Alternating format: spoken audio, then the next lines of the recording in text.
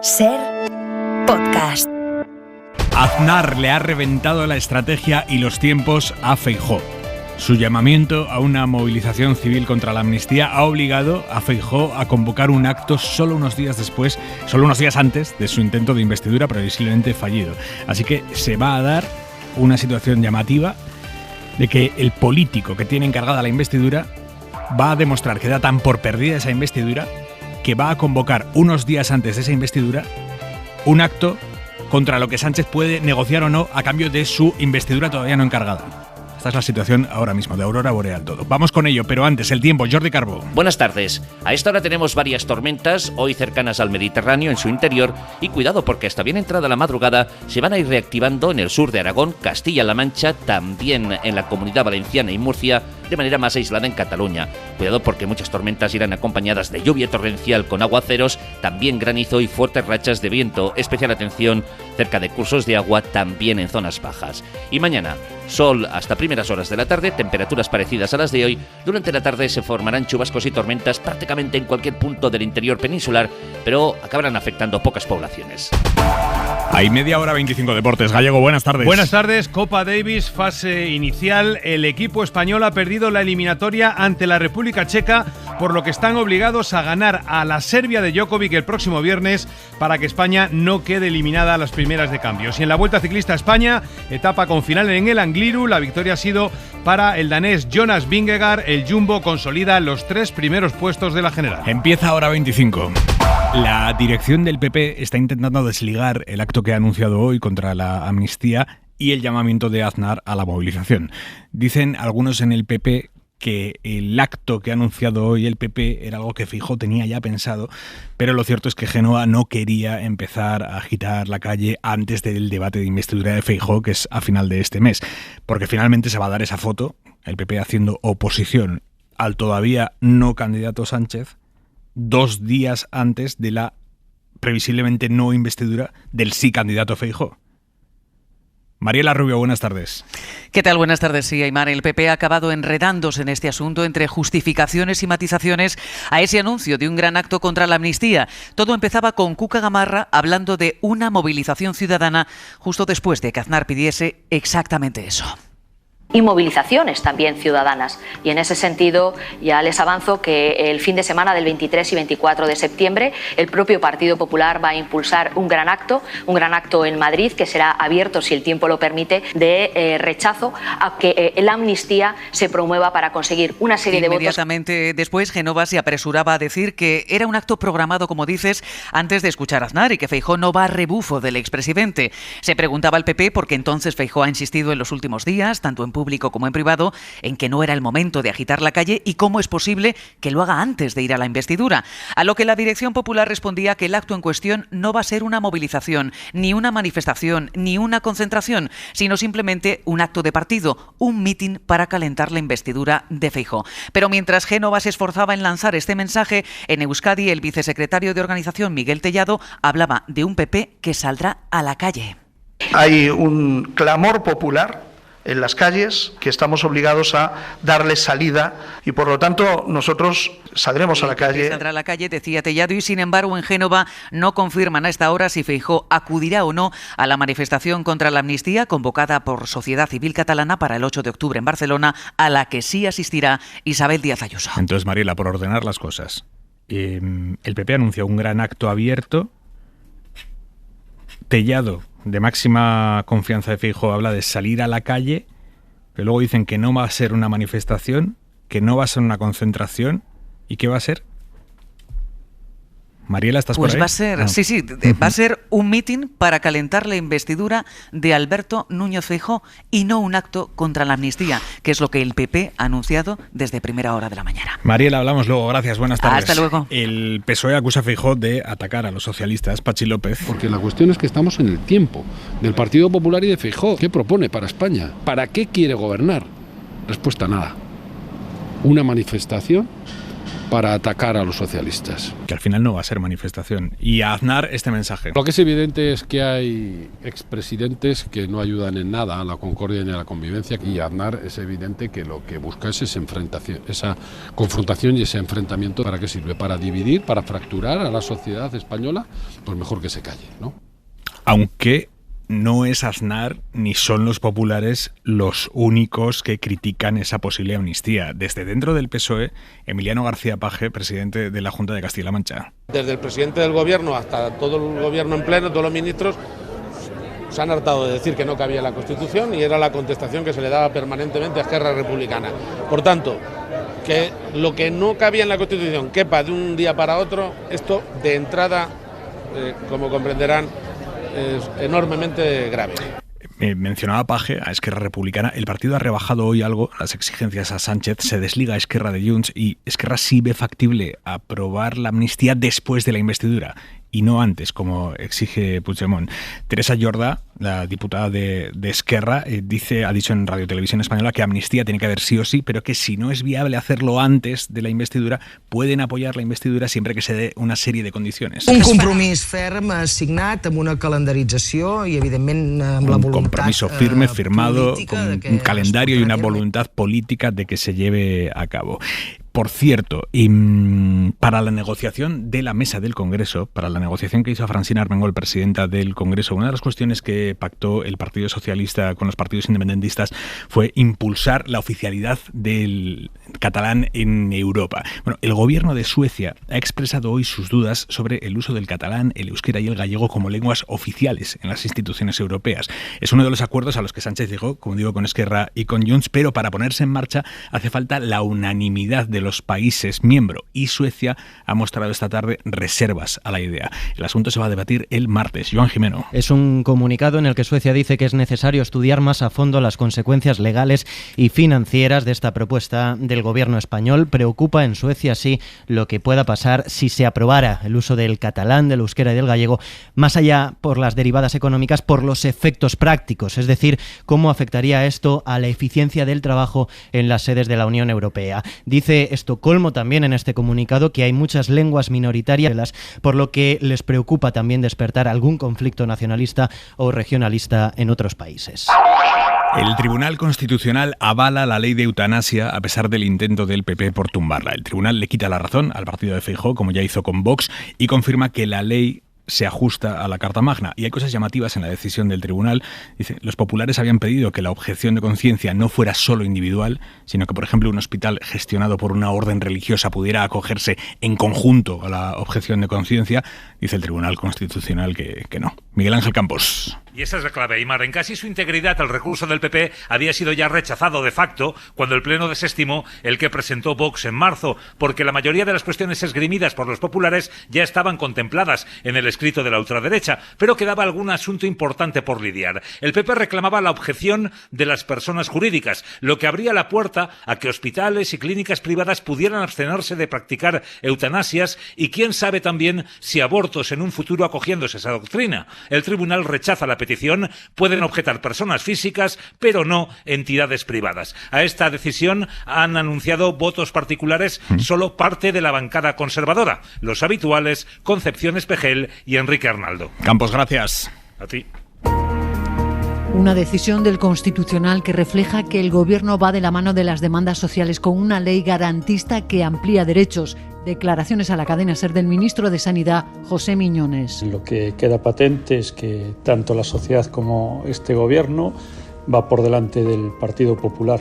En el Ministerio de Sanidad estamos satisfechos con esta resolución porque avala algo que era una demanda, el derecho a una muerte digna. La Asociación Derecho a Morir Dignamente se alegra de que se consolide la constitucionalidad de la ley, pero seguirán batallando para que se cumpla. Javier Velasco, presidente. Ahora nos queda seguir demandando que el ejercicio de este derecho se pueda realizar en todo el territorio del Estado de la manera y en los plazos que la ley regula. Y es que denuncia retrasos en los trámites, que la sanidad privada niega el derecho y que hay desigualdad en su implantación. Hay comunidades autónomas que arrastran los pies como Murcia, Galicia y Extremadura. En estos 2 años se han realizado casi 400 eutanasias, según un informe del colectivo. Información de Mariola Lourido. Hora 25. Aimar Bretos. Ha estado esta mañana en Hoy por Hoy con Ángels Esther Arice, la jueza que firmó el voto particular contra la rebaja de pena a Ángel Boza, que es uno de los violadores de La Manada. El Tribunal Superior de Justicia de Navarra le rebajó ayer la condena de 15 años a 14, aplicándole la ley del solo sí es sí.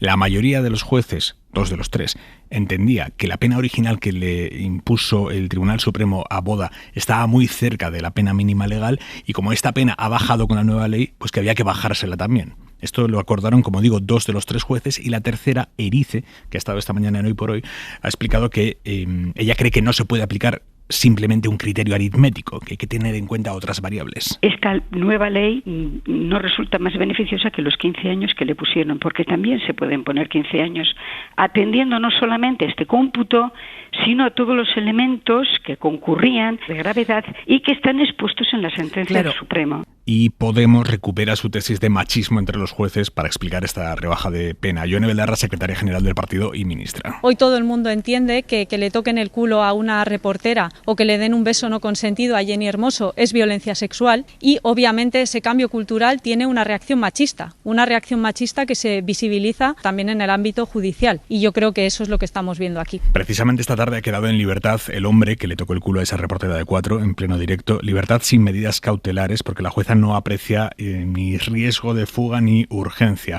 y tampoco ordena alejamiento respecto a la víctima, esta reportera, que es algo que sí había pedido la Fiscalía. La jueza lo descarta. Radio Madrid, Javier Carrera, buenas tardes. ¿Qué tal? Buenas tardes. La Fiscalía había pedido también que prohibiera al hombre comunicarse por cualquier medio con la víctima, pero la jueza rechaza también esa medida. El detenido queda en libertad sin ningún tipo de cautelar. La magistrada no aprecia situación de riesgo, ni urgencia, ni violencia, ni intimidación contra la víctima, porque según esta jueza no la conocía hasta el momento de suceder los hechos. Queda ahora todo en manos de la investigación por ese presunto delito de agresión sexual al haber tocado el trasero de la reportera durante una conexión en directo, pero de momento el agresor que fue detenido ayer queda libre sin ningún tipo de medida que le impida acercarse o contactar con la víctima.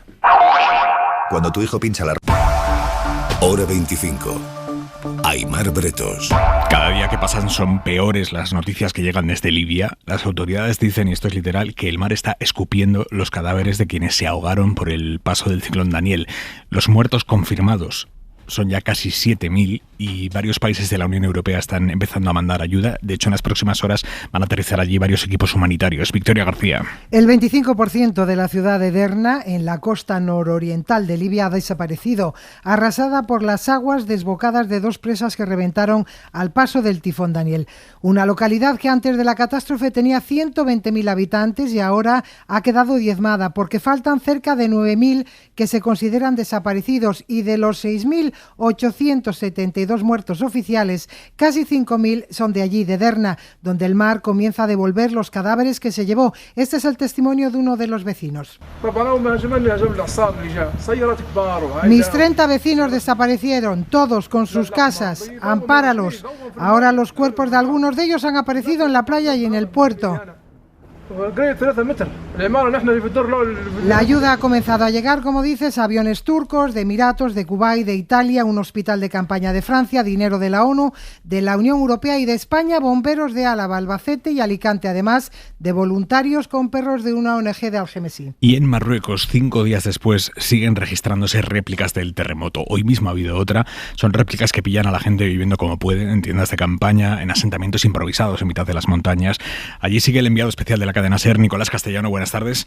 Hola, ¿qué tal? Buenas tardes, Aimar. Tú has estado, Nico, hoy con españoles de origen marroquí que se han ido allí a echar una mano. Sí, lo que decías, esa nueva réplica de 3.9 muy cerca de Misís volvía a atemorizar esta tarde a la población que se instala ya sin día en esas tiendas de campaña, y entre las que encontramos a esos voluntarios llegados de España, como esta enfermera de padres marroquíes y nacida en España, Sheima, que han montado un pequeño dispensario. Yo soy marroquí, también me considero marroquí, pero la verdad es que tenía la necesidad personal de estar aquí y mi trabajo me lo han gestionado y he podido estar aquí. Entonces, jóvenes marroquíes que se han movilizado en todo el país como nunca hasta ahora, ayuda que llega también desde las empresas. Desde Tánger, Lamia, manager de la Textil CC, ha organizado un convoy. Hasta el momento hemos enviado 11 camiones. Tenemos bastantes dificultades para acceder a los pueblos que más dañados han sido por el terremoto. Agradecemos a todas las personas, a todas las asociaciones, las empresas que han cooperado con nosotros. Y es que la sociedad civil está volcada, como también los descendientes de marroquíes en Francia. Il y a beaucoup de Français, en tout cas, d'origine marocaine. Marwan es uno de esos jóvenes bomberos que se movilizó y se autogestionó con más de 400 chicos y chicas que, como él, son de padres marroquíes en Francia y que, a pesar del rechazo de Mohamed VI a la ayuda de Macron, han querido poner su grano de arena para una emergencia que durará muchos meses. Gracias, Nico. Y en Rusia, foto geopolítica de calado hoy. La que se han hecho Putin y el norcoreano Kim Jong-un, que ha ido hasta una base de lanzamiento de cohetes rusa. Allí se han visto los dos mandatarios que se han comprometido a estar juntos para siempre, esto es literal, en la guerra sagrada contra Occidente. En el contexto de la guerra de Ucrania, von der Leyen, la presidenta de la Comisión Europea, ha defendido hoy en su discurso sobre el Estado de la Unión la ampliación europea, aunque no le ha puesto fecha. This House has said it out loud.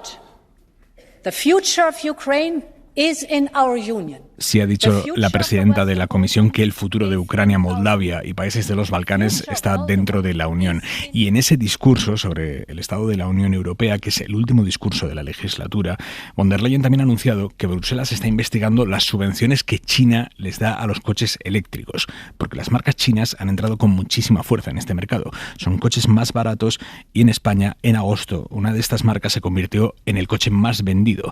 Jordi Fábrega, buenas tardes. Buenas tardes. Sí, el problema son esos subsidios que da el gobierno y que en la práctica hacen que los coches eléctricos chinos puedan venderse aquí más baratos y, por tanto, eso les da ventaja a la hora de competir con marcas europeas. And as we do not accept this distortion from the inside in our market, y no vamos a aceptar esta distorsión del mercado, decía hoy Ursula von der Leyen, anunciando una investigación para intentar acabar con esta situación que ha levantado en los últimos meses las críticas, especialmente en Francia y en Alemania, donde los productores de automóviles están diciendo que esas ayudas, esos subsidios a los productores chinos les están comiendo su propio mercado, el mercado europeo. Ahora mismo, los productores de coches eléctricos chinos controlan alrededor del 8% del mercado en Europa, cuando hace apenas unos años no llegaban ni al 1%. Y no solo los coches. El Parlamento británico sigue los pasos de Estados Unidos y prohíbe que se utilicen cámaras chinas de vigilancia en los edificios del gobierno.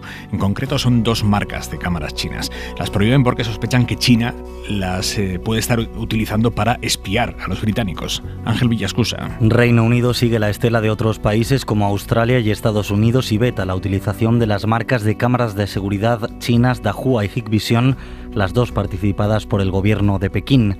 Aunque no hay una acusación formal de espionaje, en un informe de hace unos meses, el Ejecutivo británico señalaba que estos dispositivos, al estar colocados en lugares sensibles, ponen en riesgo la seguridad nacional. Entonces ya decidieron comenzar a retirarlas, pero la nueva legislación impide expresamente su instalación en edificios del gobierno y en bases militares. La decisión estaba siendo valorada desde hace meses, pero ha coincidido con el anuncio de detención de un trabajador del Parlamento británico este fin de semana que presuntamente espió para China, aunque Pekín lo niega. A principios de este año, Australia aprobó una norma similar y el año pasado lo hizo Estados Unidos, que extendió esta prohibición a las empresas Huawei y ZTE. Hora 25. Con Aimar Bretos. La OCU, la Organización de Consumidores y Usuarios, pide a las autoridades españolas que retiren el iPhone 12 de las tiendas, y lo pide después de que Francia paralizara ayer las ventas de este móvil de Apple, el iPhone 12, por superar el límite legal de emisiones de ondas que fija la Unión Europea. Es decir, que el cuerpo humano absorbe más radiación en el contacto con este móvil de la que se considera segura. Nieves Goicoechea, buenas tardes.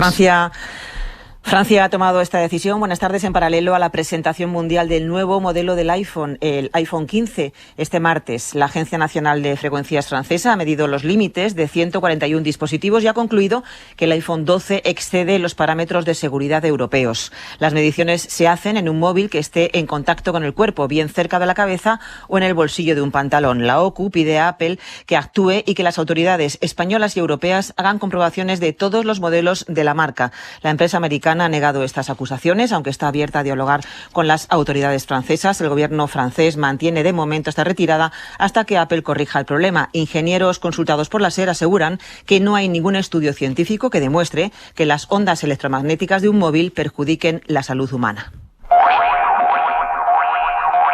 Estados Unidos llevaba 2 semanas pendiente de una fuga, de la fuga de un preso condenado por asesinato, condenado a cadena perpetua. Consiguió escapar de una cárcel de Pensilvania hace 14 días y ha estado huido hasta hoy, que no han conseguido detenerlo. Las autoridades lo consideran un hombre muy peligroso. Habían llegado a pedir a vecinos que cerraran puertas, ventanas, que no salieran por la noche hasta que consiguieran arrestarlo. Y lo han logrado. Corresponsal en Washington, Sara Canals. Buenas tardes. Sí, se trata de Danilo Cavalcante, brasileño de 34 años, condenado a cadena perpetua hace un mes por asesinar a su exnovia. Su fuga se hizo viral y durante casi 2 semanas consiguió hacerse con un rifle, algo de ropa, una furgoneta y burlar a las autoridades, a pesar de ser visto por varios vecinos y capturado por cámaras de videovigilancia. Ha sido finalmente esta mañana, sobre las 8, cuando le han capturado en una zona boscosa de Filadelfia y en una operación que ha sido retransmitida en las principales televisiones. Es un verdadero placer anunciar esta exitosa captura donde nadie ha sido herido, explicaba el jefe de policía de Pensilvania, que acto seguido ha detallado minuciosamente cómo el fugitivo fue atrapado por sorpresa con la ayuda de un avión con sensor térmico, un perro rastreador y el esfuerzo de unos 500 agentes de distintos cuerpos. Danilo Cavalcante, por su parte, ya vuelve a estar bajo custodia y será interrogado y procesado por su fuga. La mirada de Vidal Folk. Como caminan sin norte y están desconcertados, resultan desconcertantes. Feijóo y los suyos convocan a una manifestación para 2 días antes de su improbable investidura, pero no convocan en favor del candidato, sino contra otros. ¿Acaso no tienen más mensajes que ofrecer? Llaman a la protesta callejera a las 72 horas de que el gallego proclamase en un periódico que prefiere actuar con el diálogo y los discursos en los parlamentos antes que en la calle. ¿Otra vez donde digo Diego? Dice que habla con todos y que sus emisarios se han reunido con Junts y se lanza a los bulevares para machacar sus peticiones. Alardea de que es una iniciativa autónoma, pero surge 24 horas después de que Aznar llamase a la Guerra Santa contra una amnistía potencialmente reconciliadora. Sostiene que defiende la Constitución, pero obedece a un expresidente y actual hombre de negocios que votó en contra de la misma, como él mismo reconoció por escrito. Asegura que él es el jefe del PP, que Feijóo manda, cuando en realidad obedece, aunque eso sí, cada día a alguien diferente. Hoy a Santiago Abascal, mañana a Juanma Moreno, en medio a Isabel Díaz Ayuso. Y no vayamos más lejos en la historia. Se ufanan de dialogantes, pero aplican a sus rivales el mismo lema fraguado contra los terroristas, el basta ya, proclamado contra la ETA. O sea, gente de fiar. Para no perderte ningún episodio, síguenos en la aplicación o la web de la SER, Podium Podcast o tu plataforma de audio favorita.